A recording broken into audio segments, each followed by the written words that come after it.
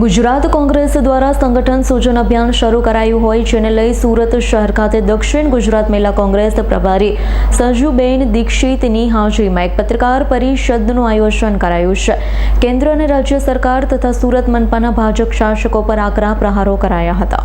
ગુજરાત પ્રદેશ મહિલા કોંગ્રેસ દ્વારા સંગઠન સૂચન અભિયાન શરૂ કરાયું છે જેને લઈ સુરતમાં દક્ષિણ ગુજરાત મહિલા કોંગ્રેસના પ્રભારી સંજુબેન દીક્ષિત આવી પહોંચ્યા। સુરતમાં પત્રકાર પરિષદ સંબોધતા સંજુબેન દીક્ષિતે જણાવ્યું છે સુરત ટેક્સટાઇલ અને હીરા ઉદ્યોગને લઈ સમગ્ર વિશ્વમાં પ્રખ્યાત છે। જો કે કેન્દ્રમાં મોદી સરકાર હોય કે રાજ્યમાં ભૂપેન્દ્ર પટેલની સરકાર હોય કે સુરત મહાનગરપાલિકામાં ભાજપનું શાસન હોય, જનતા ભાજપની ખરાબ નીતિઓથી ત્રસ્ત થઈ છે।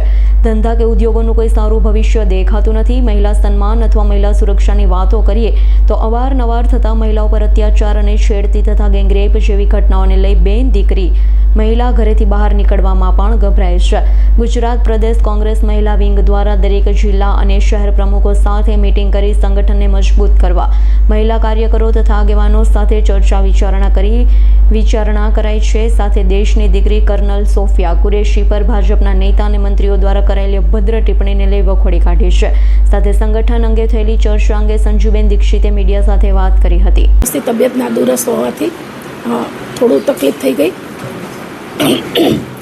આવનારા સમયની અંદર સંગઠનને મજબૂત કરવા માટે ગુજરાત મહિલા કોંગ્રેસ આખા ગુજરાતની અંદર બૂથ લેવલ સુધી જશે અને હર એક બૂથ ઉપર 5 મહિલાઓને સંગઠિત કરી અને બૂથ કમિટીનું આયોજન કરવામાં આવશે। બૂથ કમિટી બનાવ્યા પછી હર એક બૂથની અંદર અને હર એક વોર્ડની અંદર 25 મહિલાઓની સંગઠન કરી અને મહિલાનું માળખું તૈયાર કરવામાં આવશે। દરેક વોર્ડ ઉપર અને જિલ્લામાં અને તાલુકામાં મહિલા પ્રમુખોની નિમણૂક કરતાં બૂથ પ્રમુખ સુધીનું આયોજન કરવામાં આવી રહ્યું છે। આવનારા સમયની અંદર હું આજે દક્ષિણ ગુજરાતના પ્રવાસમાં નીકળી છું। આજે 5મો દિવસ છે અને આ 5 દિવસમાં દક્ષિણ ગુજરાતની અંદર સંગઠનને મજબૂત કરવાની કામગીરી મારી ચાલી રહી છે। 2027માં ગુજરાતની અંદર કોંગ્રેસની સરકાર 100% અમે બનાવીશું એ અમારું લક્ષ્ય છે। અમારા રાષ્ટ્રીય નેતા રાહુલ ગાંધીએ કહ્યું છે કે 2027માં ગુજરાતની અંદર કોંગ્રેસની સરકાર બનાવવાની છે અને એ સૂત્રને લઈ અમે ગામે ગામ સંગઠનને મજબૂત કરી રહ્યા છીએ। આવનારા સમયમાં આ ભ્રષ્ટાચારી સરકારમાંથી છૂટવા માટે અને આ ભાજપના ભ્રષ્ટાચારથી ભાજપની અંદર જે મહિલાઓનું શોષણ થઈ રહ્યું છે એમાંથી મુક્તિ મેળવવા માટે હવે મહિલાઓ પણ કટિબદ્ધ થઈ ગઈ છે। આવનારા સમયની અંદર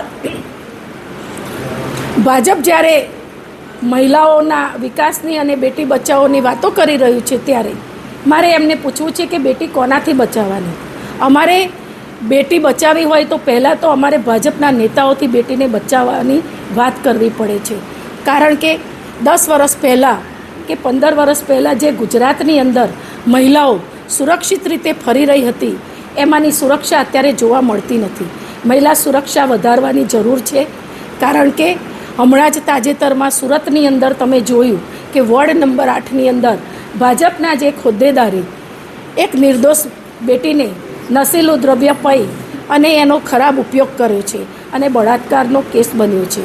આવા રેપ કેસો છેલ્લા 10 વર્ષની અંદર જે કંઈ જોવા મળ્યા છે એની અંદર ભાજપના કેટલાય લોકોના મળતિયાઓ કે ભાજપના હોદ્દેદાર લોકોનો હાથ એમાં ક્યાંક ને ક્યાંક જોવા મળ્યો છે। એવા જ બીજા કેટલાય ભ્રષ્ટાચારના જે બનાવો બન્યા છે જેમ કે બોટકાંડ બન્યો હતો, પુલો તૂટી જવા કે જે ગેમ ઝોન, આ બધા જે બનાવો બન્યા છે એમાં કેટલાય નિર્દોષ લોકોની જાન ગુમાવી છે।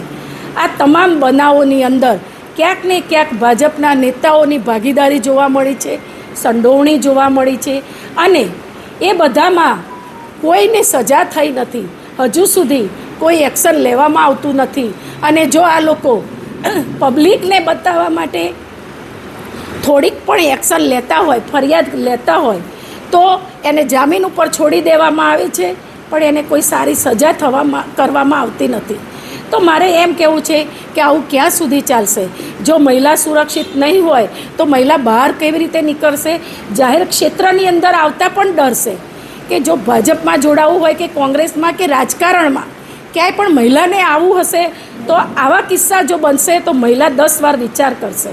માટે મહિલાઓ માટે પણ આ એક ખતરાની નિશાની છે. મારે આપણા ગૃહમંત્રીને કહેવું છે કે તમે મહિલા સુરક્ષાની વાતો કરો છો તો તમે પહેલાં તો ભાજપના નેતાઓથી મહિલાઓને સુરક્ષિત રાખવા માટેનું આયોજન કરો. એમને એવી bureau report S9 news Surat. અમારી તમામ માહિતીથી અપડેટ રહેવા માટે જોડાયેલા રહો S9 ન્યૂઝ સાથે.